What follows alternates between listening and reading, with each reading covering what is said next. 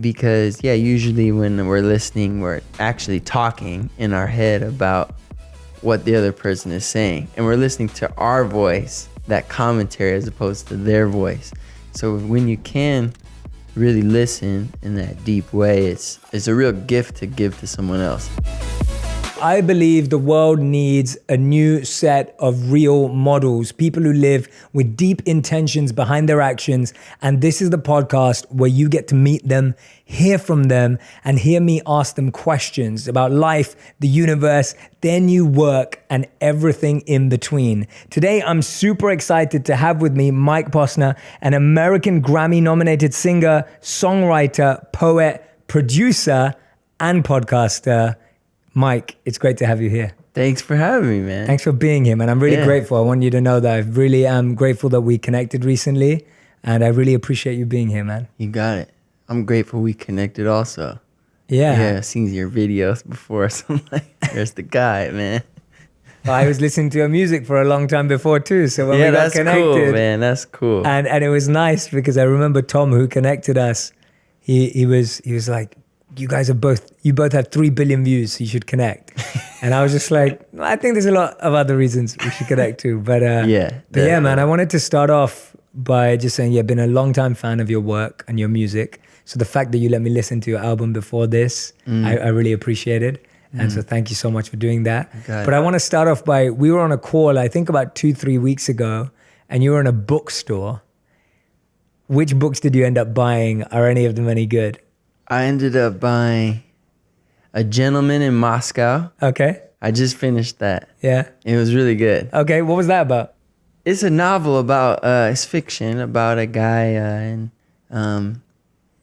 the USSR in like the 20s and 30s. And he basically is sentenced to live the rest of his life in this one hotel. And it's a nice hotel, but he's not allowed to leave it ever again. Wow. And he gets into all these different things and nooks, and story takes turns and people come and leave, and it was really fun. It was really really good book. And then I bought The Stranger by Camus that I started yesterday because I just finished The Gentleman in Moscow, and I haven't been I'm not all the way in yet.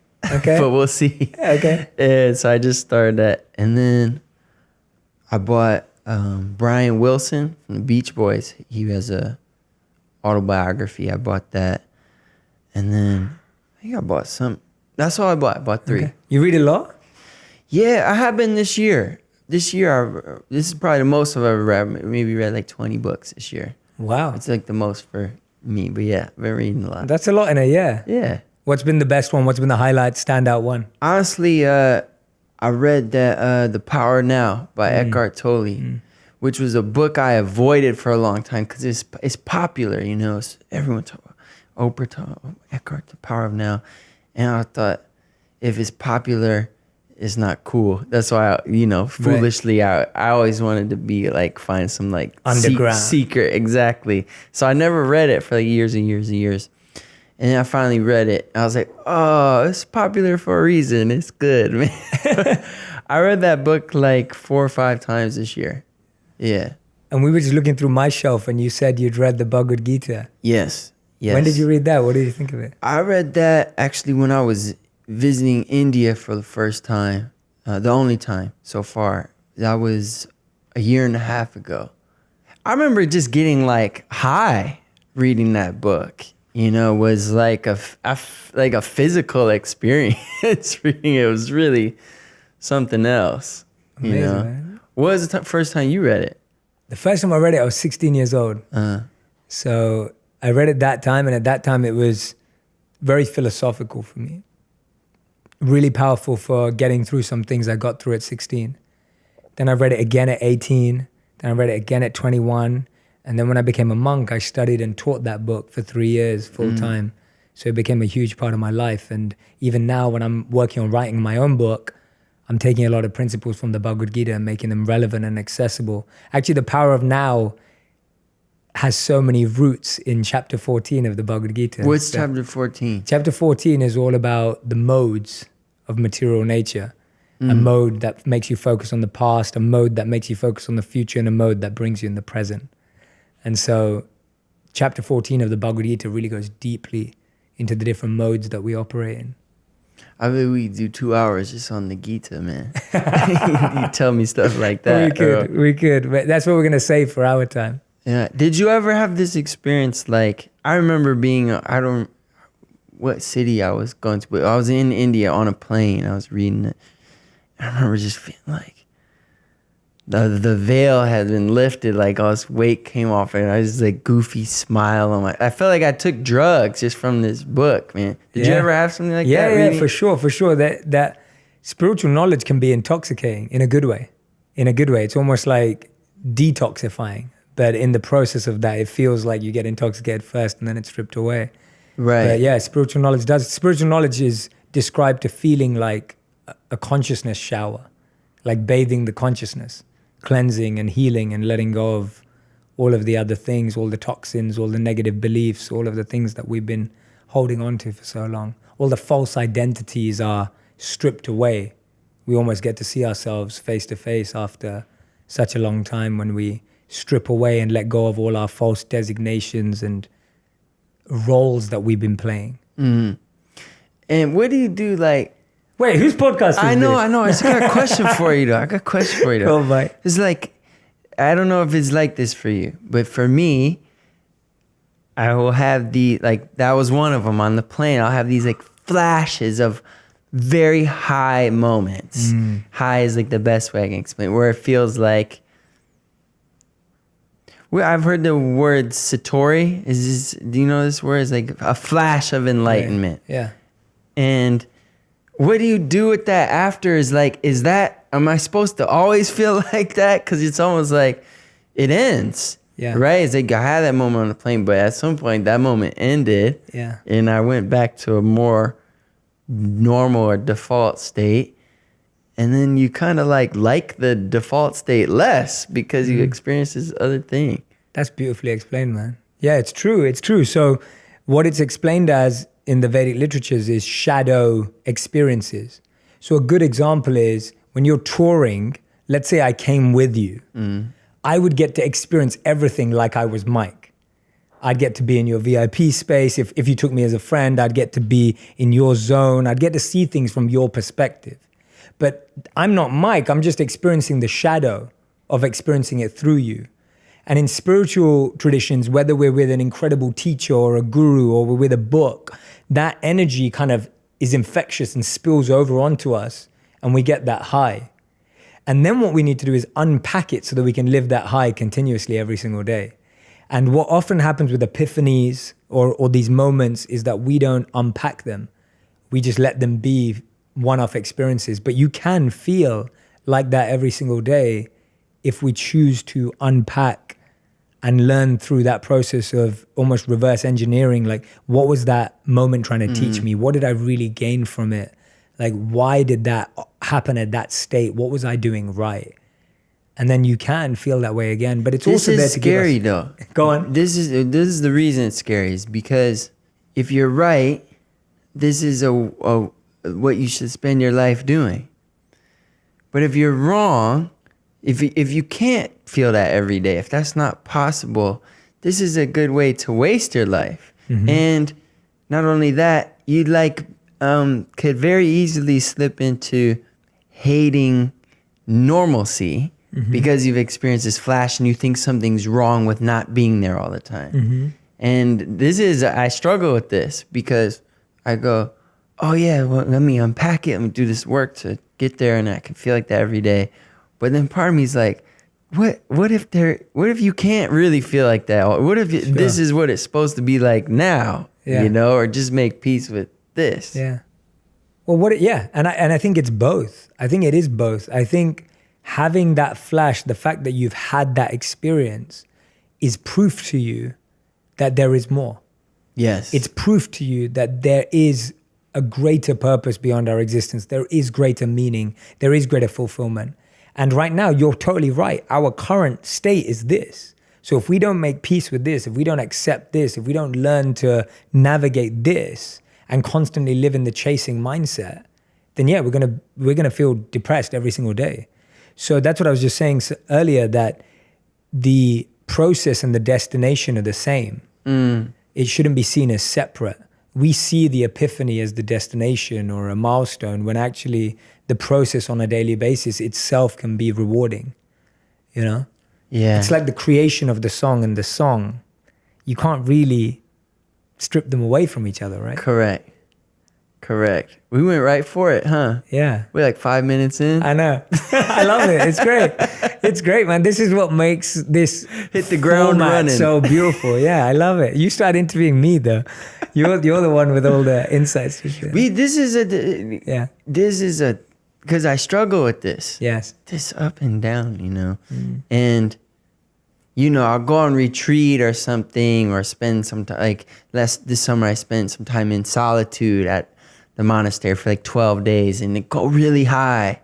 And you come back in life, and I get tripped up, you know, a fight with my sister or something, you know, and it's like part of you wants to go back to the monastery where you can like control everything, but this is in life, you know, always. And that's the beauty it's like, of it. dealing with the. And that's the beauty of it, that when you come back into reality, you get an opportunity to learn how to navigate it, taking that information, taking that insight, taking those experiences from the monastery, wherever you're taking them from, and then getting them to play out in life. That's part of the experience. I know that when I left being a monk, I actually feel I've had more reflections and realizations since leaving, because I've had to put into practice everything I learned, than when I was a monk. Because when I was a monk, it was protected. It was harder after, I presume, right? It was harder initially. Yes, it was harder. But then it became more fulfilling, because I really had to dig deep. I really had to rethink. And I had to approach everything with a new, fresh set of eyes and experiences. So it's actually become more meaningful. Yeah, I'm not there. No, neither am I. It's a daily process. Yeah. I'm not there either, man. This is like, I was on this retreat, spent like 12 days alone. I was like all the way alone. I was in this little cabin on this monastery. You know, they drop the food off once a week in like a box, you know, and so you don't see anyone for a whole week. You know, I'm like meditating 5 to 7 hours a day. And after like a week or so, I'll get to this point where my mind got quieter, you know, where, you know, usually I look at a flower and my brain goes, so this is a rose. This is the last time I saw a rose. This one isn't quite as pretty, talking. And a few times on this retreat, I got to a point where I would hear a bird song with like a quiet mind. And it's just like cripplingly beautiful. Like I would start crying, you know, or like see the moon without my mind saying anything. And like, you just can't even explain how beautiful it is. So then it's like, okay, I want to go home and like do that with people too. It's like, listen, but I can't do it. And like when I talk with someone, my brain is going all the time. So it's like, it's like this integration. Yeah. You know? And it's natural, because that space is carrying that energy, because people for decades, I don't know about the particular monastery you went to, but people for decades have been practicing higher levels of consciousness, alternate levels of consciousness in that space. So that's carried. I always say that location has energy and time has memory. So that location has energy and time has memory. So that location is carrying that energy. And the time that you spend there is carrying that memory with you. So now what it's about is being able to recreate that outside of that physical space. Because if it is an altered state of consciousness, you can carry it with you and create that state in a new space. Because it's not bound by physical boundaries. Correct. So it takes time, and I'm practicing it daily too. Like don't get me wrong, I'm not coming at it as a point of being an expert at all. I'm coming from always trying to create the state I want to be in, not accepting the state that is given to me. Yeah. It's a real gift if you can listen to someone that way, with a quiet mind, because usually when we're listening, we're actually talking in our head about what the other person is saying, and we're listening to our voice that commentary as opposed to their voice. So when you can really listen in that deep way, it's a real gift to give to someone else. It's difficult to do. That's why it's such a gift, is because it's rare, you know. Yeah. I did it once with my mom. I was like meditating and she walked in and I was like, and it felt so good.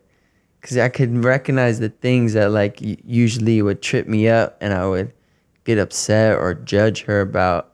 And was just really listening to what she was trying to say behind the words even, you know. It was like this beautiful moment, you know. Did she feel different as well? I don't know. Okay. It's so hard to tell. I've had both these experiences where I've like been in one of these like flashes.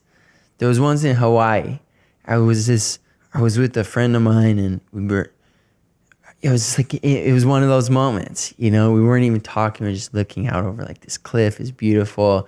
And I remember I went like this and we gave each other a hug. And then later the day he was like, man, something crazy happened when we hugged right there. Like I felt this, he felt something. And I thought, oh, when I feel something, maybe other people are too. And another time I was with my girlfriend at the time. And I had just meditated one day and I'm like feeling like high. I'm like loopy, you know, we're riding in the car and I was very quiet because I was like having this experience internally. And then later I talked to her about it, like 2 days later. She was like, yeah, I thought you were really mad at me. And I was like, she was in a different place. She wasn't high with me. So I never know exactly what other people are feeling. I used to think I could. I used to think, oh, they're feeling what I'm feeling always. But I don't think so. Not all the time. It's harder, yeah. Yeah. It is hard. It is hard. And I think that's the challenge that we have, that when we've had a moment, an experience, our mind forces us to want to relive that experience rather than have a powerful new one. And the pain actually comes from always going to go back to where we were. It's an rather attachment. than move forward to where we can, yeah. Yeah. Yeah, absolutely. And that's actually where the pain comes from. The pain comes from wanting to have the same experience, not believing that there is one that can supersede that again in the future. And also, it's impossible to have an experience twice. Totally, 100%. Just, you can't even do it. Yeah. And it's just the trick of the mind. Yeah, my mind's always doing that. It's just the trick of the mind that's constantly trying to, whatever it is, not just spiritual experiences, any experience. Even if it's a material experience, your mind's tricking you to want to recreate it again and again and again. So we keep coming up with new ways of having the same experience.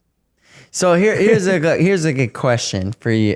I'm sorry, I'm just so curious. I know you're supposed to be asking me questions. I've got so many good questions. Anyway, go on. This is fun.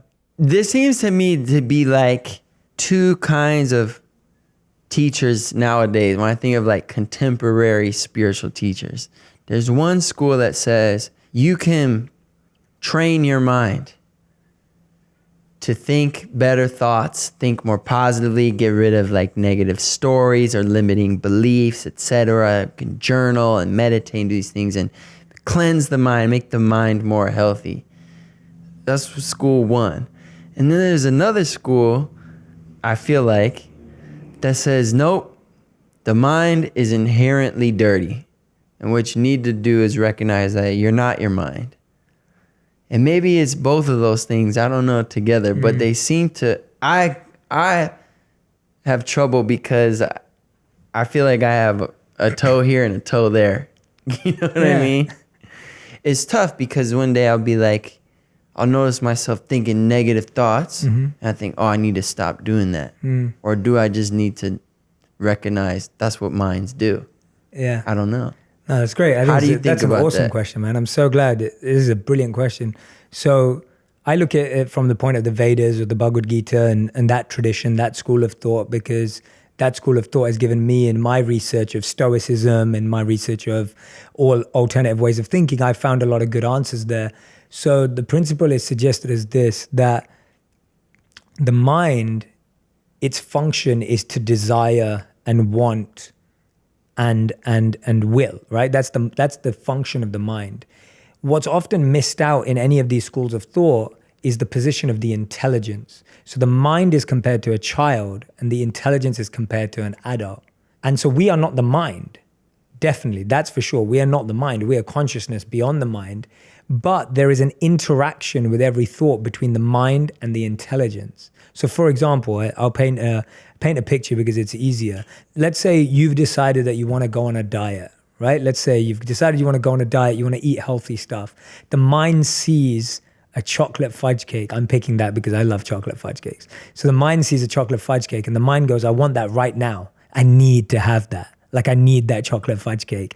And you think the chocolate fudge cake's looking at you saying, eat me, right? Like you think that. And so the mind's having this whole conversation. The mind thinks back to every time it's had chocolate fudge cake and how happy it feels when it has that. And you think, yeah, I need to have this fudge cake. I need it.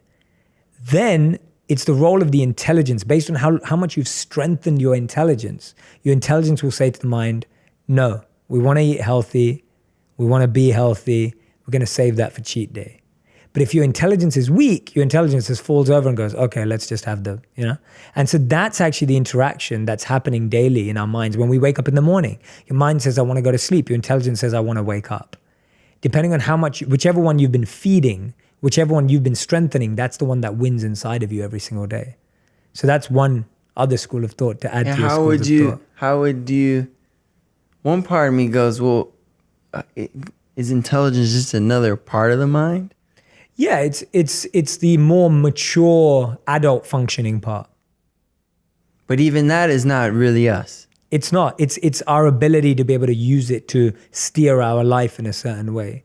So the analogy that's given is of a driver in a car. Like when you have a car accident, sometimes we're like, oh, that car hit me. The car didn't hit you, it hit the car. So the car's like the body. Right. The intelligence is like the engine and the system that you're using. The steering wheel is like the intelligence. And then you, the driver, are the consciousness.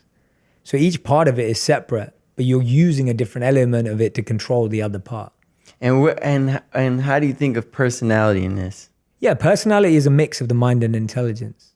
But do you think like who we are at our deepest level is our personality part of that? Is like the personality part of the car is what I'm asking. Yeah. You know? Yeah, absolutely. I think so too. Yeah, I think so too. I think that, and I don't know, but I think that when I die, obviously my body will expire, but I think my personality will expire. Correct, yeah. But some essence of I'm me with will you, keep man. going. I'm with you. But I remember saying to someone, I was like, man, I'll feel pretty bummed like if when I die, I'm still my personality. Like, I don't want to be Mike Posner anymore. Like, with the same neuroses and the same, like, I want to leave. Yeah, absolutely. No, for sure, man. I get you. We went straight in. All the way. We went all the way. I love it. I'll let you ask a question now. No. If you're still listening, I hope you're not scared. No, I'm joking. It's great. Awesome. So, yeah, anyway, I love this. This is great. We have to have this conversation offline too. So it's awesome. I love it. And we should do this again. Me too. But I really wanted to talk about your new album. I genuinely did. I listened to it the other day. Thank you for listening. And I have so many questions based on it. Hit me. And they're great because they are all about life, death, and the world that we live in, which I love. Like that's my fascination and fixation too, is figuring out our existence. And I feel like so many of your lyrics that I've picked out that I want to share with the audience listening and watching today, I want to share. So I'm going to pick out a few things here. So here, I want to dive straight in. I picked out a few lyrics and I want to dissect them with you. So one of your lyrics says, my heroes all die young, they hung themselves with fame, right? I want to know, who are some of your heroes and how did they hang themselves with fame? What does that mean? This is like, my heroes have kind of changed, as I've gotten older. But the heroes I'm talking about then, it's like growing up, like the Kurt Cobain, Tupac Shakur, not really Jay Dilla, but he died young as well. Not necessarily from being famous, but, these kind of guys, that they're just incredible. They seem to burn really brightly for a short period of time. Mm-hmm. They don't fade out. They explode. Those are the kind of guys I was referring to. But as I've gotten older, I've thought, why am I idolizing them? I should probably idolize, even if they're like myths or it's not real. It's like, I thought it'd probably be better to idolize like Jesus or like the Buddha, right? Even if their like stories are fake or myths or not entirely factual, like there's no like flaws there. Like that's a good better North Star, you know what I mean? Than like, but there is something just really, really intriguing about this kind of like, you know, genius talent that self-destructs at times, you know. When did you first start learning about like Jesus and Buddha, and when did they start becoming your role models and why, or your heroes? Later in my life, I mean, the last like 4 or 5 years. Yeah. Why was that? Why did that shift happen? I actually I met this teacher named Ram Dass. You know Ram Dass. I had a friend whose mom was sick, and she was friends with Ram Dass. And they were gonna go visit him in Hawaii, but she died. My friend's mom died. And he called me and said, hey, look, I still want to go on this trip. I want you to come with me though. So I said, okay, I'm gonna come. And I went, and we went to Ram Dass's house, and you know, he's had like a stroke, so he has like a motorized chair. He came in the room, and I had read some of his stuff and listened to some of his lectures, and he said a bunch of words I'd heard him say already, you know, like because I knew his stuff, and he said one thing that stuck out. He said, you know, he said all day long you're categorizing. You say, I love this and I hate this. You're doing that all day. He goes, it's much easier if you just love everything. You don't have to categorize anymore. It's just easier. It takes less energy. And he sort of just like, he held this space. It was less about what he was saying and more about like he would look at us, these big eyes. And it felt like we could have been serial killers or whatever. He just would have loved us this way. And I remember we walked out of his house, and this was one of those high moments, and maybe one of the first ones I had where I was like, I almost like keeled over and start crying. I was just like looking around. I felt like I was in a new world, and I felt like I was in love with all the stuff, like the rusty gate and the dirt on the ground. I just loved it all. And it ended, you know, I felt like that the rest of the night, and it ended. And I didn't feel like, you know, oh, I should pray to Ram Dass now. No, I felt like, oh, this is a guy who's been doing the work for however many years he's been doing the work. And I thought, I want to be that for other people. This would be a good way to spend my life, as if I could hold that kind of space. So it was one of these moments where I thought, oh, that is possible, you know, to be in a space like that, a mindset like that people can feel, like you could feel it, you know? And so after that, I started listening to more of his lectures. And I think he made a point like this in one of his lectures, which was, you know, if you read someone else's, like if you read my book on spirituality, you're going to get all of the reasons that I am not enlightened. Does that make sense? But if you read something from an enlightened being, like the Gita or something like this, you just get that, you know. So which I read everything, you know. Yeah, but this is what he said, and it kind of makes sense to me, you know. Yeah, it's beautiful, man. Yeah, I remember that moment when I was 18 and I met the first monk I ever met. I had a very similar experience where my role model switched. It was the first time where I'd always looked up to celebrities and entrepreneurs and CEOs and influencers of any kind at that time when I was 18 years old. then when I met a monk, that really shifted my journey and shifted how I was aspiring to be and to do. Because similarly to what you said, it kind of opened me up to a whole alternative path that I didn't know existed. So yeah, I can identify with that. And then the end of that lyric, you say they hung themselves with fame. Tell me how you came to write that. This fame thing is funny. I'm sure you deal with it too. Maybe better than me, but it's just so easy to get addicted to it. You know?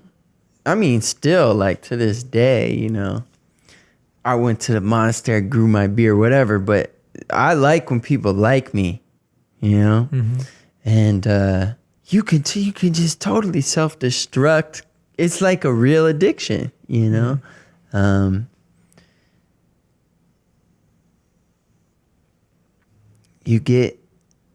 It's like people would do anything, especially when you get a taste of it, you do anything to get more of it, you know, and can kill yourself this way. Yeah. People do, you know? Yeah.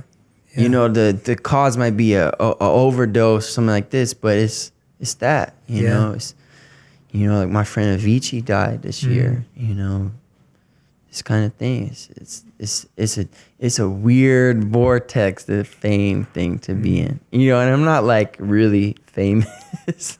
I have like some friends that are like super like I can like I walked in here, you know, like no, if someone recognized me, it's like one person. I can like talk to them for a second and I like go on with my day. You know, I have friends, you know, they can't go in public. They get like mobbed. It's not like that for me, which I like. It's just you get into a weird, I feel it on tour because each night I'm playing the show, people are there just for you, for me, you know? So in that building, I'm like super famous, you know? And then when I go back on the tour bus, everyone that I'm living with works for me, which is it's just weird. It's not real life. And then I get used to it and I'll go out of that vortex and expect everyone to like be waiting on me and this kind of thing. And it's like, whoa, no, that's not reality, you know? Yeah, I want to dive into that thought that you were saying about liking being liked. Yeah. Like we all like being liked. Yeah. Is that a bad thing? Is it a good thing? And this whole process you're talking about of fame, how have you worked through it? How have you seen your friends work through it successfully? Like what have you found? What have you learned? I know there's no perfect antidote. Sure. The first thing that pops up is, I think, is probably a survival thing, right? You know, if you're liked by the people around you, less likely to be killed by them, you know? Like, yeah. It makes sense that we like being liked. If it indeed is a universal thing, which I think it pretty much is. And I'll tell you the wrong way that I've tried dealing with it, and I see other people doing this all the time, from afar and from close, which is I will try to prove my autonomy by doing the opposite of what I know you like. So there was a point in my career like 2-3 years ago where I thought everyone knows me this one way, I'm gonna do the opposite. So I feel like I'm still my own guy. I'm making my own decisions. I'm not pandering to other people. So I remember I stopped. I was eating every other day and I lost 30 pounds.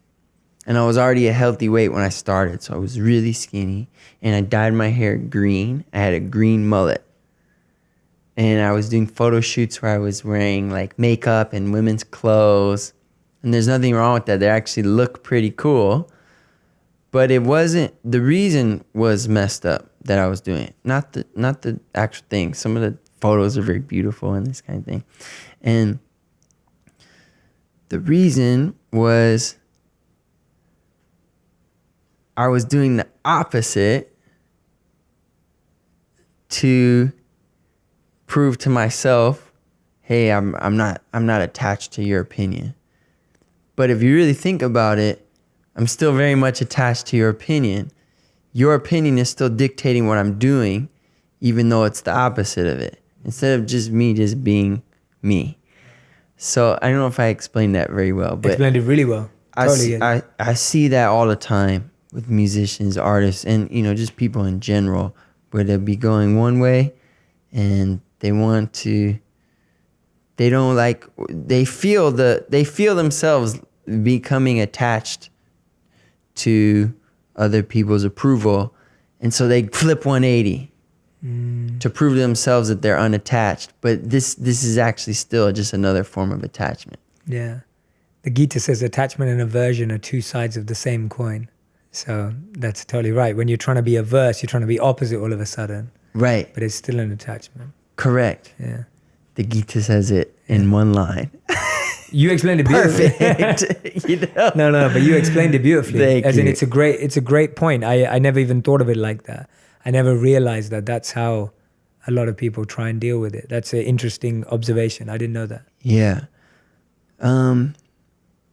So I think I'm still figuring it out. One way I think that really helps is just the way I spend my time in a day. Make sure I'm not,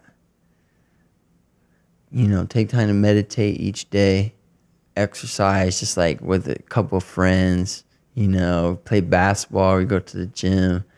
And then you just get this time away where you're not even thinking about any of these things, and you can kind of revisit them with a little more perspective. Yeah.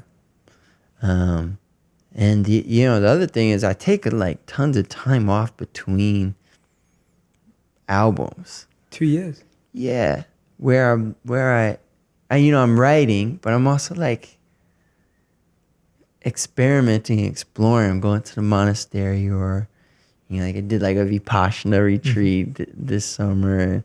Just playing around with different modes of consciousness and trying to tap into these different things, reading different books, and hopefully give a little more perspective. I know that's not a super sexy answer, but I don't know if there is one. Bro, that was a great answer. Yeah, I don't know if there is I just one love for your it's not for me. I'm not looking for when I'm doing these podcasts, if everyone listening, I'm not looking for the right answer or a perfect answer or a sexy answer. I'm looking for original, unique answers, like observing answers. And your observations are valuable to me. Your observations of your fame, the fame of others, is interesting to me. And I think it's interesting to everyone listening, because that's how we start learning about how different observations can help us, as opposed to you saying, here's my 3-step formula for how to deal with fame, which, some people have that, that's cool, but I get more fascinated by observations. Yeah. So I love it. It was sexy to me. Thank you. It's sexy to me. I'm going to move on to the next song that I put out a lyric on, because I think there's just so many, and I have to say that the music on this album is you being the same. Like when I listened to it, it made me want to focus and be curious and be an explorer of the music. It wasn't just enjoyable. I had to be more curious as a listener. And I enjoyed that process because it required more from me. And that's powerful. That's powerful. Thank when you feel like intrigued to listen more. So when I was doing that, I picked out this line, another lyric. I worked the last 10 years. I'm a multimillionaire, and it's supposed to all be good.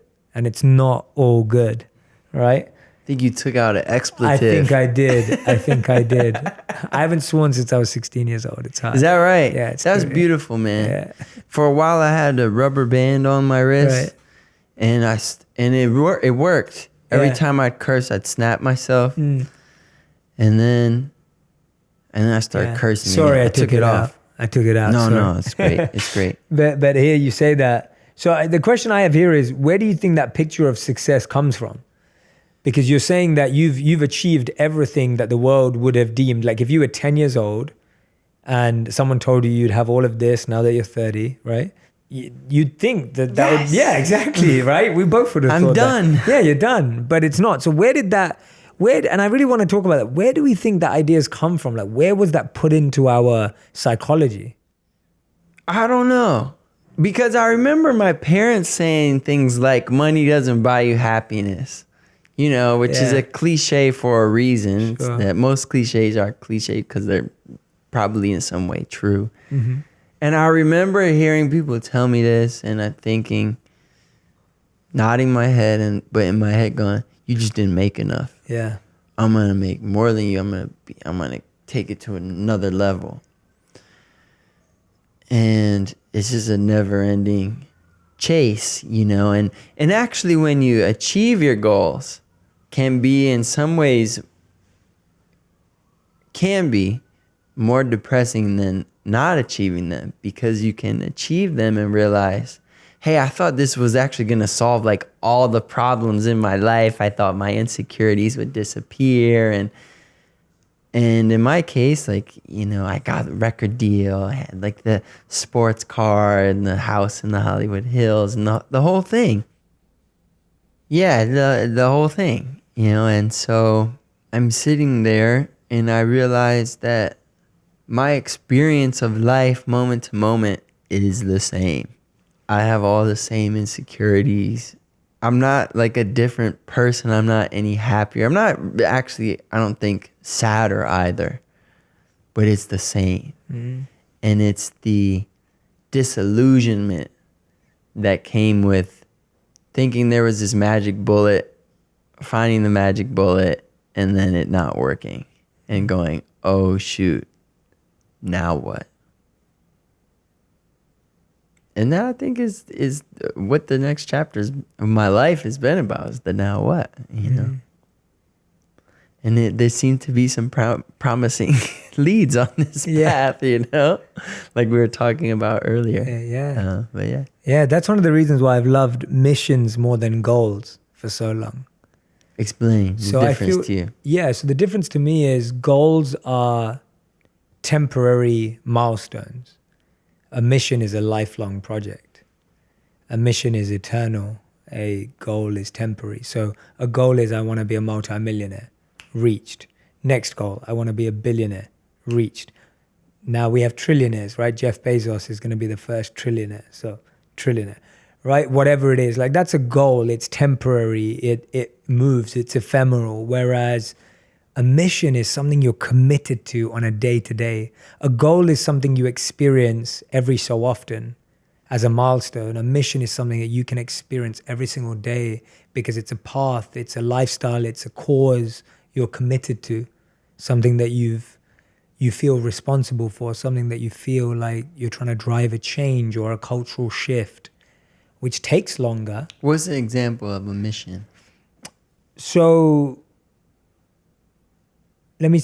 I guess, even if let's take Martin Luther King, right? So his mission of wanting everyone to be treated by the content of the character and not the color of their skin. Like that's a mission. Like you don't just solve that overnight. Like that's something that he wanted to implant into humanity, and that can go beyond color. That can go beyond gender. It needs to that kind of thought process of loving and trusting and being compassionate and empathetic to all people is something that goes way beyond, do we have independence or do we have a goal or did we get the right policy in place, which is so temporary and doesn't necessarily push a shift. Even for myself, like my mission that I've always stated very clearly is making wisdom go viral. It's like, how do I make wisdom that has been very hidden away or has only been accessible to people who have gone to monasteries, etc.? How do I make that really accessible to everyone in the world? That's a mission. I've got to do that every day. There's no goal. There's no like, I'm never going to have a button that says, 8 billion people now have wisdom. Like, you know, it's not a number. Yeah. So anyway, that's how I see the difference. But I love what you're saying, and I agree with you that's why I think shifting to a mission versus a goal life still keeps you motivated, still keeps you meaningful, and it moves away from numbers to emotions. You know. But anyway, that's just my thoughts. Yeah. Good thoughts, man. Some of my thoughts. Those are good thoughts. Some of my thoughts. You asked the question in one of the songs, do you ever get tired being perfect? Right? And my big question around this is, what is perfection? Does it exist? And how do you define perfect? Like, how do you see perfection, the meaning of perfection having changed in the world that we live in today? I think what I was... what were you hinting at? I think, and I don't always know what I'm hinting at. Sure. it's kind of like sometimes the thing pops in the head and I just put it down. Yeah. And almost like it's not me, you know? Oh, really? That's how sometimes the songs come out. It doesn't feel like I'm possessed or anything, but it's like, look, you know, you have an inspired thought or a good thought. Do you really get credit for that? Because it's not like you designed the thought. That's the whole point of inspiration, is like it came to you. It came. And so, you know, when I write a song, it's like, I don't know if I really get credit for that. It just popped in my head and I basically repeated what I heard, you know? Wow. If I write a crappy song, same thing. I don't get blamed for it, you know? But, yeah, so that's like, but so, yeah, it's not always cerebral, but when I hear that back, or, you know, what I think is people that are trying to have the veil of perfection, which I've been one of those people, and I am at times still. All of us. You know, yeah, it's, do you ever get tired of doing that? Do you ever get tired of like trying to convince everyone that you have it all figured out? You know, that's what I meant. Yeah. I think. And I think we do get tired. It's exhausting. I had a friend, actually, we have a friend in common, NQ. Oh, yeah. We were talking to him because him and I do this, where we go out in social situations, and there's a little bit of a persona I'll take on. You know, even if I'm just at a party or something, or I'm doing something. I'm like trying to be, and it's very close to me, but it's not quite me. And it's not always detectable, even to me at the time. But the difference is, it's exhausting. And I'll leave a social interaction like, Yeah. Whereas I believe if you're being authentic and you're there, like in the Ram Dass interaction, like that was rejuvenating as opposed to exhausting. Yeah. You know? Absolutely. You ever felt that exhaustion? 100%. Yeah. Man. It's like, I compare it to method acting. It's like being a method actor where you've so engrossed in a role that you're trying to play that you forget who you are. And you're just playing that role the whole time. You're basically acting. Yeah. Just acting. Just actors. Yeah, no, absolutely. No, I've done that before tons. And it's been the same for me. I think that's a great way you've put it. It's exhausting. That's number one. And the second thing is you start playing it so well that you forget who you are. Right. So you think it's your reality. Right. And this, I think, is compounded going back by fame. Because with fame, look, I think that's a pretty universal thing, right? What we just talked about. It gets compounded by fame because not only are you doing an act that you think is you, other people now have an expectation of an act. And you don't want to disappoint them, so this pressure is exacerbated. Yeah. Yeah. Yeah, you're spot on. It's compounded by the fact that all these people are expecting you to show up as that person. Correct. And now you have to show up as that person even if you don't feel like that person today. Correct. Yeah, it's like having to put on a Halloween suit every day. Yeah. As in like having to put on a costume. It's so funny. Like I go through so many ebbs and flows every day. And I don't know if this is like normal other people, but like, look, every afternoon I get kind of depressed. Every single one. Like I feel it already. Like I'll get a little tired, you know, it's like, you know, it's like in the mornings, like when I first wake up, I'm like kind of sluggish. Then I'll like meditate, I'll exercise, and then I'm up, you know, and I feel like kind of high in the morning. And it's like this all the time. And there's all these colors and emotions and shades of colors of how I feel each day. And then I'll have like one song of the thousands of songs I write that becomes super famous. That's a glimpse, you know, just like a snapshot of one of those moments. And then there's the expectation that that's you. You know, it's like 11, 13, 3 years ago on a Tuesday, that's you. It's like, no, that's me at 11, 13, 3 years ago. That's who I was right then. Wow. But this is me, you know. Yeah. I love that. I think it's great. And I think you just repeating that and saying that is putting that message more out into the world for everyone else who's listening to actually get that message too. That let's not be defined by just that one glimpse of our life, whether it's good or bad even, right?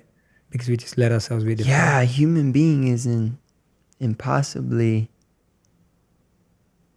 it's impossibly complex and beautiful. At the same, there's this moment this summer, I was thinking about how, like, the difference between what's real and what's not. You know, like the microphone here, this is real. I would say for just our sake of discussion, let's say this is real. Like it exists in reality. I can touch it. It's there. And I was on retreat and I was thinking, I have this map of in my head, like what I've accomplished, what I want to accomplish. It's like a trajectory. But then I thought that map is not real because it doesn't exist anywhere but in my thoughts. Like I just made it up. In the same way that is not real, who I think I am, which to me was like my facts of my personal history, my name, my occupation, my age, mixed with like memories of emotions that I have, like emotional reactions, mixed with like honestly archetype characters from movies or books, all that mashed up. That's like, that's who I am. It's like my personality. That's who I am in my head. And I thought, that's not real either. No. It literally does not exist. And other people have an idea of who I am, but it's not even the same one that I have in my head. And it's just, like I was spending so much energy like curating this thing in my head and like making it look perfect. But A, no one else sees it. B, it's not there. It's not a real thing, you know? It's just so silly. We do that like all day long. Like I have to do this or accomplish this or act in a certain way in order to keep this idea of myself, this picture of myself that I have looking beautiful, or add some stroke to it. But it's not there. You know? Yeah, no, it's true. That you reminded me of literally my favorite quote. I say this everywhere because it's such an inspiration for so much of my work. In 1902, a sociologist named Cooley said that today I'm not what I think I am. I'm not what you think I am. I am what I think you think I am. Right. So we live in a perception of ourselves, meaning if I think Mike thinks I'm happy, then I feel happy. And if I think Mike thinks I'm weak, then I'll feel weak. So we're basing how we feel about ourselves on how we think others feel about us. And that's that picture you're constantly trying to mold in your mind, constantly like, what does this person think? Okay, what do they think? What do I think? What do I add to this? And then we get lost trying to build this, and it wasn't even real in the first place. Right. It was just a perception of a perception. You know, a funny flip on this is, or addition perhaps, Go on. is what I believe is going on in your head is a function of what's going on in my head. Does this make sense? Yes. So what I suspect you're thinking about is really just the crap I think about, because that's all I have. I've never been in anyone else's head. I've only been in my head. I know my thoughts. So I assume you're having these kind of thoughts. I use the example of weight, like, because when I stopped eating, I had this, like, I would get hung up on weight. I was always looking at people's weight all the time, obsessing over it. And I thought, oh, people think I look fat or this way. And I realized they're not thinking that's what I think they're thinking. And what I think they're thinking is based on what I think. Yeah. And so it's like, just to simplify it, it's like, in order to not feel judged, judge less. Because then, you know, if you're not walking around judging people, you won't assume they're judging you. That makes sense. I love that. That's beautiful. In order to not feel judged, judge less. Yeah. Yeah. It's nice. That's great advice. That's great advice. That's a great flip. I like it. That's awesome, man. That's awesome. Now, I want to talk about this because I think it's important for the album that we're talking about right now. Like, you lost someone really important to you last year, your father. There's, someone obviously extremely special to you. How's that affected, built, created this album? How have you been processing that? A lot of different ways, in some ways real explicit, in other ways very ambiguous, and I'm sure in some ways I don't even see or understand yet. But look, I had an amazing father for 29 years. So the first thing is, like, when you have loss, you had to have at first had in order to even feel loss. So very just like gently and subtly, you can go from this like feeling of being cheated or something like this to just having gratitude for the thing being there in the first place. And look, I'm sure you do, and I certainly do. I have a lot of friends I grew up with in Detroit and Southfield that either never knew their dad or dad wasn't in their life the way mine was. And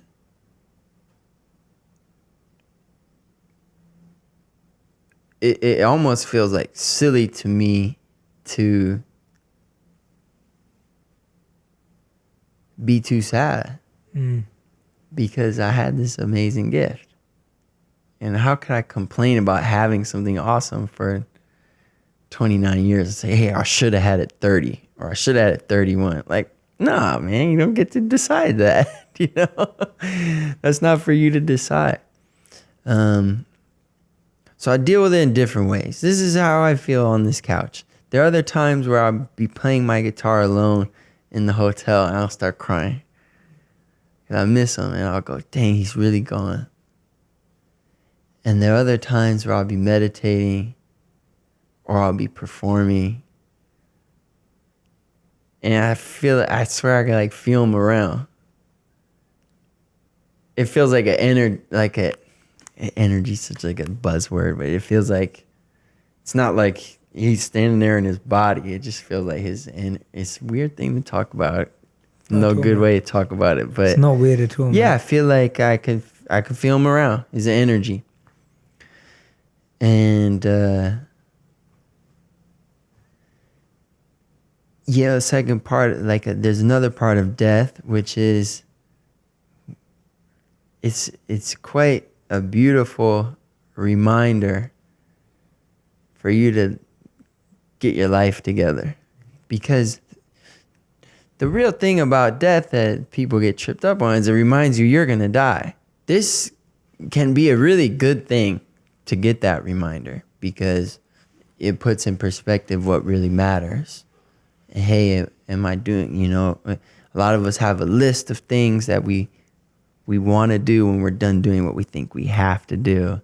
And, when my dad died, I was like, I'm next. Like, I look just like that guy. When I look at a picture of him, he's 30, it's like, it's me, So the next guy, is me. And I started looking back at this list of stuff that I actually want to do and start doing it, start doing it. And obviously, my album is a lot. He's on my album, recordings of us talking. So he influenced my music this way, in a big way, this record. And it's just a lot. It's a lot, it's implicit and explicit ways. He's a great guy, great man, And I the older I get, the more I understand how beautiful of a man he was. When I think about, or I see friends that have families or kids and really seeing what that actually entails. It's a lot, And I think about, when I was on the basketball team in high school, and I never played. I was really short, and I just sat on the bench. And he would be at every single game. He'd be the first parent there. I remember one time he said, Mike, I'm really sorry. He was an attorney. He said, I have a case. I can't move it. I'm going to miss the game. I remember thinking like, all good, man. I don't play anyways. I don't know if you noticed, but like, I just sit there and I remember it was an away game. This was like in Pontiac, which is, 34 minutes away. Our bus pulled up and we get off the bus. Like we're there like an hour too early to warm up. And there's one guy in the stands. It's my dad. He's like, I moved the case, I got it. He was just always there. He always showed up, Wasn't a perfect man. No one is. But yeah, I love that. I love that guy, man, forever. He was funny too, man. He was a goofball, man. Silly guy and beautiful. This loving,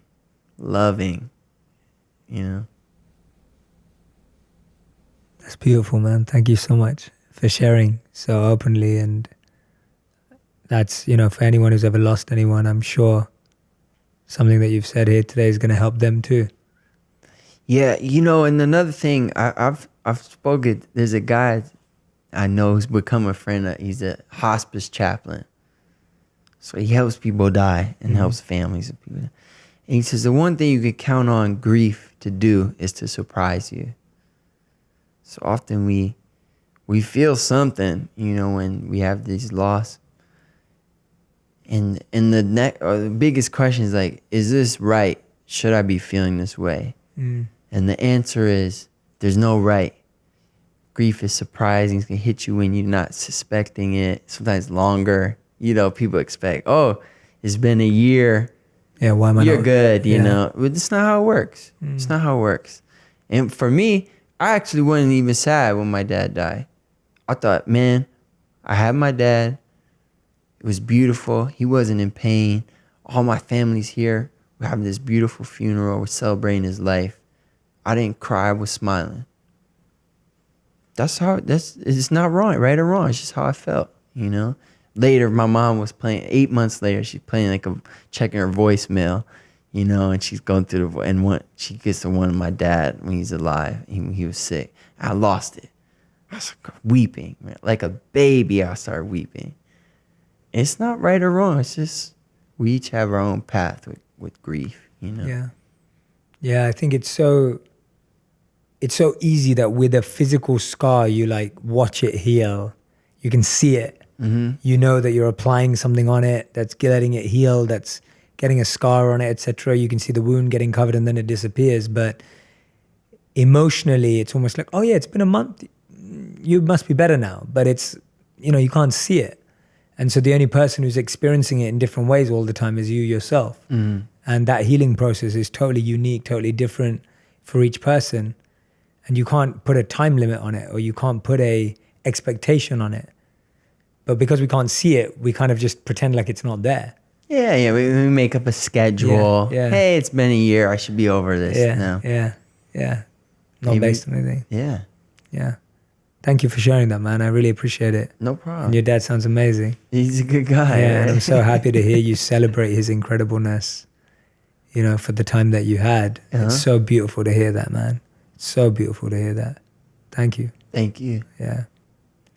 And now you're at this place where you're 30 and you talk about being stuck in the middle on your album. That's how I feel, right?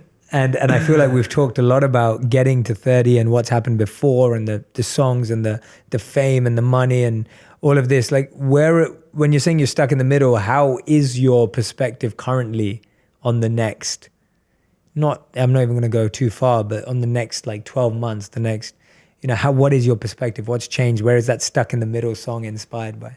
It was a funny thing is like a lot of times songs, they'll come before I actually live them. The song will come first, and then I live out the song after. Sometimes. This is how it is with Stuck in the Middle. The last verse of this song is, people love the old me. I don't know where he's gone. too tired to be famous, too vain to be unknown. This is how I feel. Like I have a toe in both. Like, like I know becoming more famous or more successful is not really gonna change my life. But there's part of me still that like I really want like have more hit songs and this kind of thing. It's like the grip has been loosened, but my hand's still on it. And then there's this other part of me that like doesn't care. It's like, you know, off at the monastery or where, and like I can't, you know what I mean? It's like it's the polar opposites. It's like pop star, like monastery. It's like, and like one day I'm like at the Grammys, the other day I'm like there. You know, it's like that's where like stuck in the middle. Yeah. But maybe my friend said to me, maybe you're not stuck. Maybe you're just in the middle. Yeah. That's where you're supposed to be, you know? Yeah.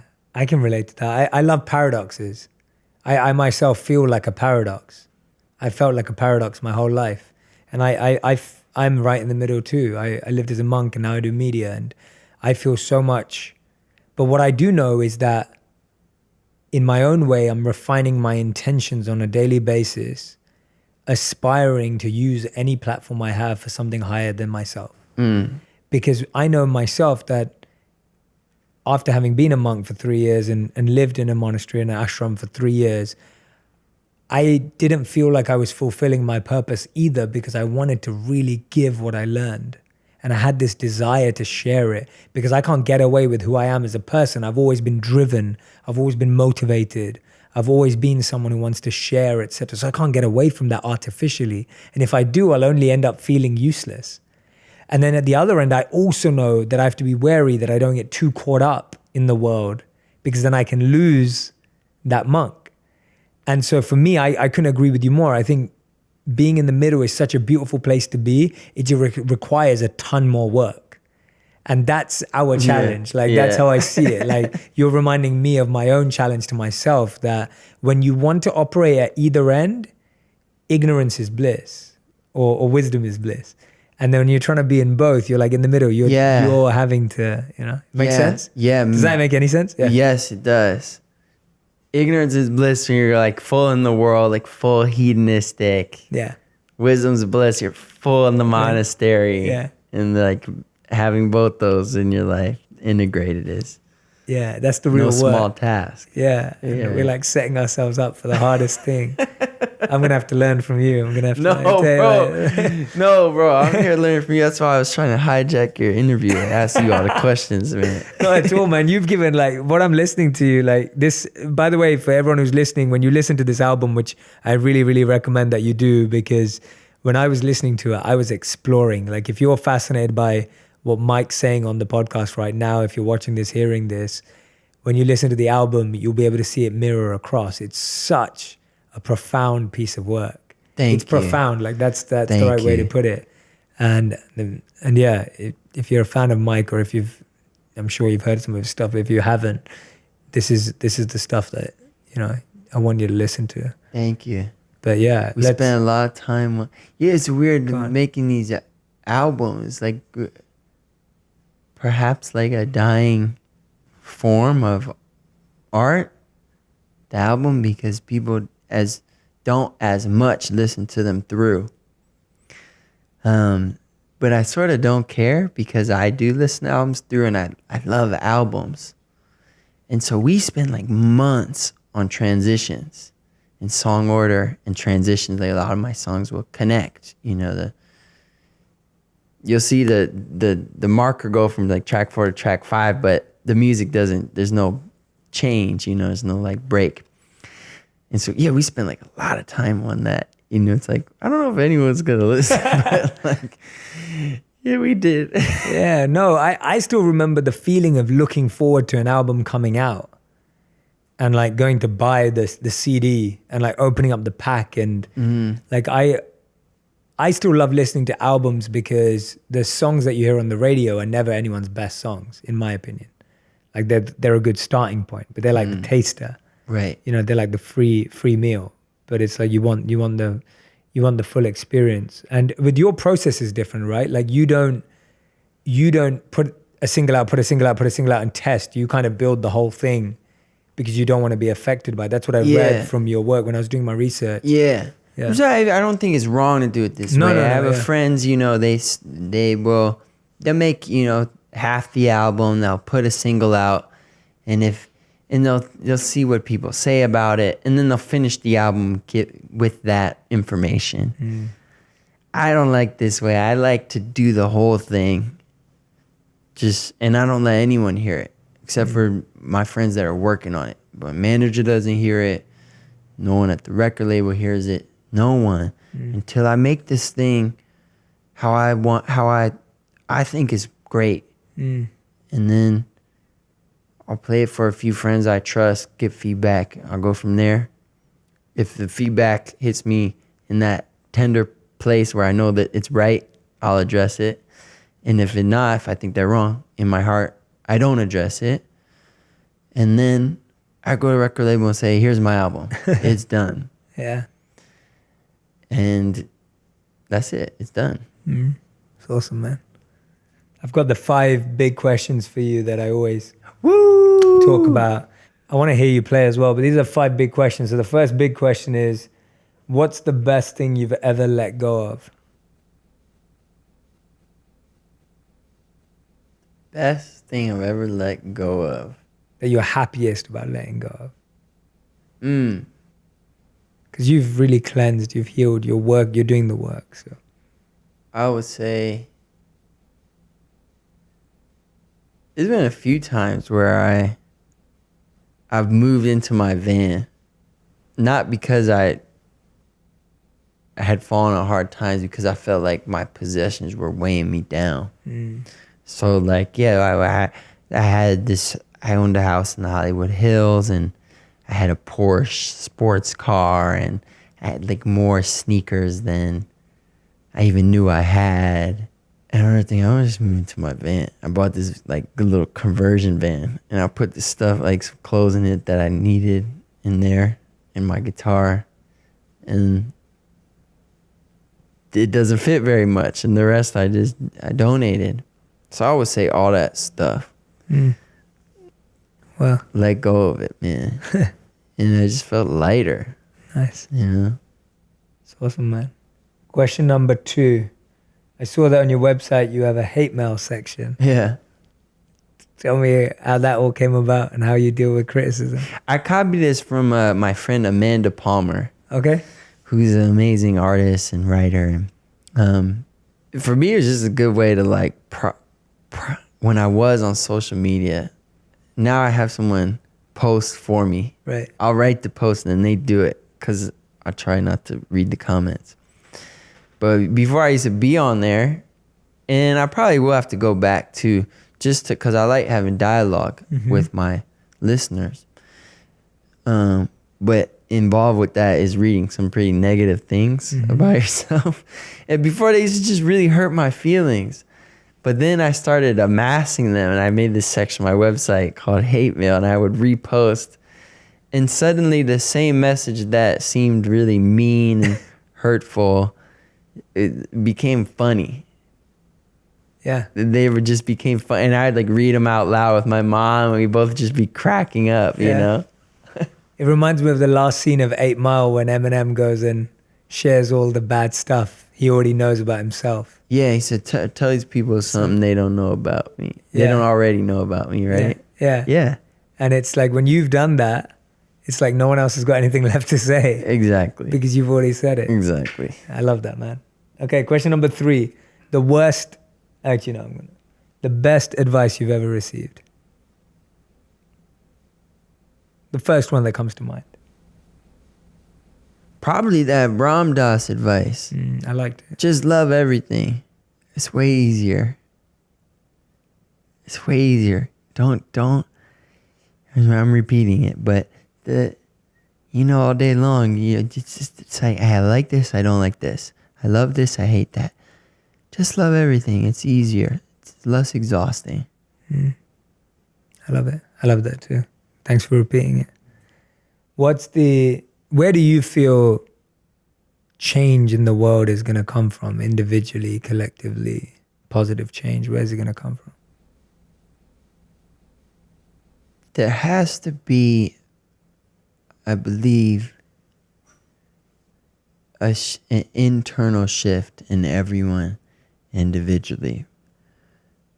I mean, look, all of us know, like, war is bad, and we know, like, we need to do more for the environment, and we know the planet's getting warmer.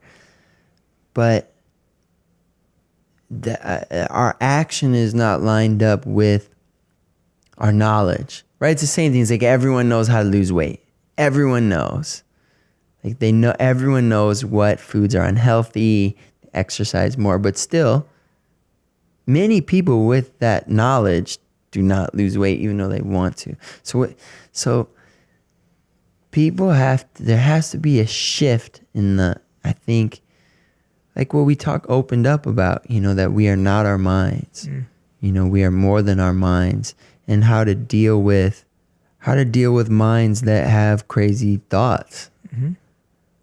And have thoughts that don't serve us and don't serve us as a species either. Mm-hmm. And there's to be a shift to where we actually see our species as a collective. We don't really, it's like, I see the thing about someone starving in Africa, and it's like, I understand it's bad, but people don't stop what they're doing. There's still a degree of apathy there. So, and I think this is moving in the right direction. I think we're getting there, but not yet. Mm-hmm. That's a great answer, man. And final question: would you like to play us something? Yeah. Do you have a request? Have a special. No, your inspiration. I always go with your inspiration. I don't want to think about what I think you're thinking about playing. So I'm going to let you go with your inspiration. Your answers are inspirational. So I'm excited for this. I just stuck in the middle. Okay.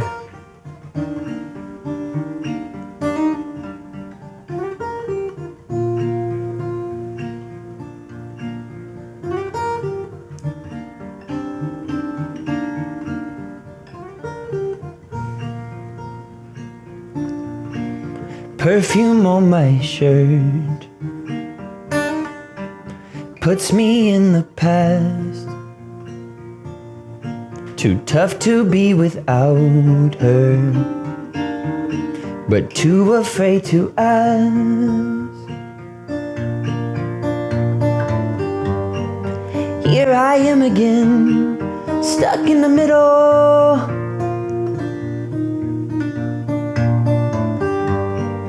Here I am again, stuck in the middle. Too young to settle down, too old to be in bars. It's hard to take it easy. It's easy to be hard. Here I am again, stuck in the middle.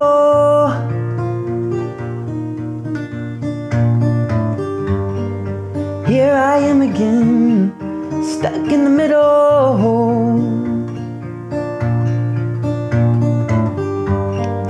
Here I am again, stuck in the middle.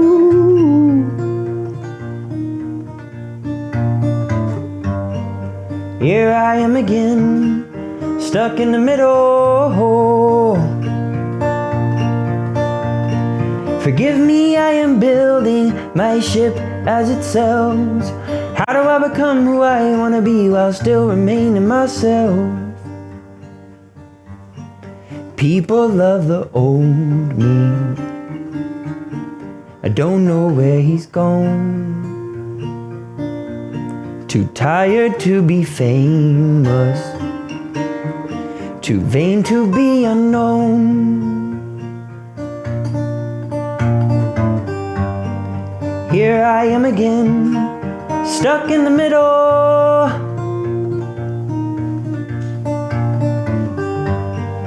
Here I am again, stuck in the middle.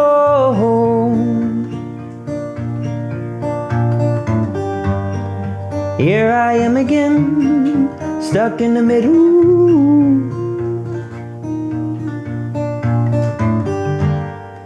Here I am again, stuck in the middle. Woo! Wow, that's amazing, man. Thank you. You're creating from such a deep place, man. Thank you, man. I'm being serious. Thank you. Like, I'm excited to. It's fitting. I love that song, and it's fitting that I genuinely think that if you're able to use this incredible platform that you've already achieved, and you're able to grow it only for the sole purpose of wanting to learn more and share powerful messages with the world, you're gonna have an incredible impact on people's lives, man. Like at a scale that no one else can. It's gonna be insane because you're really doing the work, and I can feel it, I can see it, and I want people to experience that. And I feel like you've been given this incredible, unique talent. Not only have you got an incredible voice, not only are you such a talented artist, but you've spent time doing the work. Thank you. And that's gonna transpire into people's lives if you just keep doing it, man. In the middle. That's just there. In the middle. In the middle. Not stuck. Yeah. Just in the pocket. Yeah, in the middle, man. You want to hear another song? Yeah, go for it. I'm loving this, man. It's beautiful. Want to hear another one, right? Yeah. Let's do it.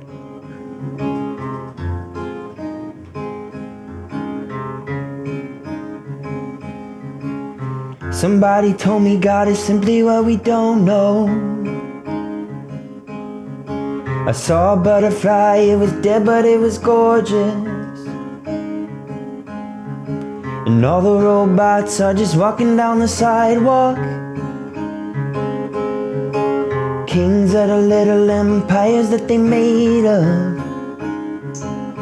And I'm wide open.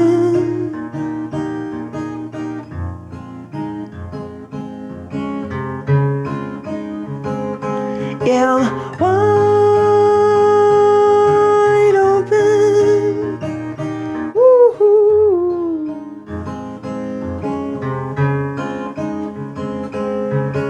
Dusty got shot and then Osher got married.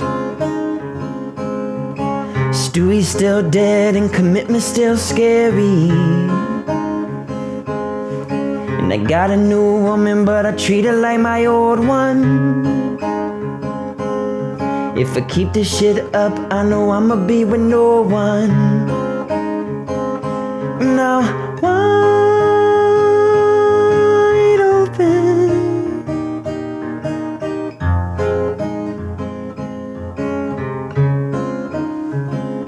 Yeah, wide open. Woo-hoo.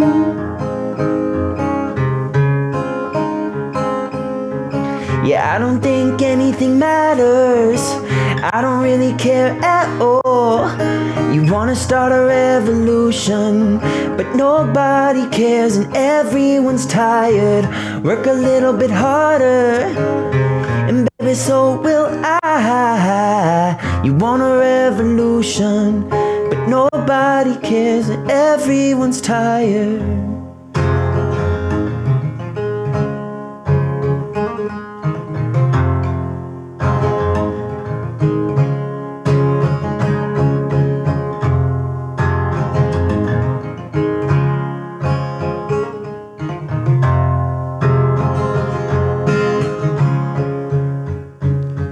And the promenade's filled with a gray cloud. It's dripping black all over the playground. And the museum's all filled with the Snapchat. Got the head of a dog in my backpack. And underneath all my clothes is a snake skin that I stole from the temple when it caved in. Cause they built it too close to the fault line. When the Capitol burned, we were all high on the beautiful mess we'd created. There's a thought in my mind, this is sacred. And the future this will all be ancient, and the water in the sink has been tainted with the urine of the governor's firstborn. On his second birthday he got a surfboard, but he crashed it ever since he's been dirt poor. So he picked up the guitar, he's trying to learn chords, and time wrote a new constitution. Jimmy wants to start a revolution, and the people want to start it all over, cause the poets just murdered all the soldiers, and the monks have God on their shoulders, and the world's just another day older. I said time wrote a new constitution, but Jimmy wants to start a revolution. My week is wide open.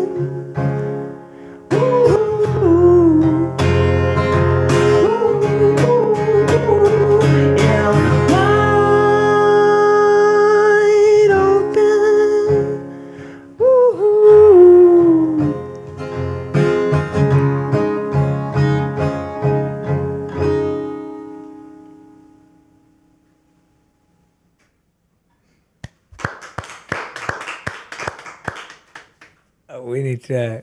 I wish there was like an audience here, man. I'm like, next time. Yeah, we're gonna have to. When I go do my world tour, I'm gonna be getting you to try and get you to come sing these songs, man. I'm That'd like, be fun, yeah, bro. because that's beautiful, man. Thank you. Thank you. It's always more beautiful when the person singing is seeking at the same time.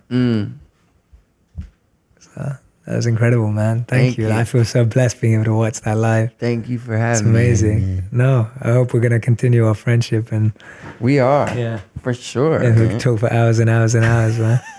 Is there anything that I always ask this because it's important to me, because like I said to you before, that this podcast is an opportunity for me to serve you, and it's an opportunity for me to help highlight the incredible work you're doing. Is there anything that I haven't let you share, you haven't been able to share, or you think we've missed? There's a message that's intuitively in your veins right now that needs to come out. I think we did it. Yeah? I think we got it. Awesome, man. For now, Wes, obviously we could talk more. Yeah, we're going to get together again and I do got this. questions for you, man. Yeah, I'm excited, man. Thank you, bro. Thank you so much, Mike. The album is out. We're not sharing a date, but if you're listening to this, the album's out right now. Correct. So I want you to go and get it, listen to it. I promise you, if you found this conversation exhilarating and it took you somewhere, then the album will do beyond that. So please go check it out, guys. Thank you so much. Thanks, Mike. Thank you so much, man. Appreciate you. That was awesome. Awesome, man. If you want even more videos just like this one, make sure you subscribe and click on the boxes over here. I'm also excited to let you know that you can now get my book, Think Like a Monk, from thinklikeamonkbook.com. Check below in the description to make sure you order today.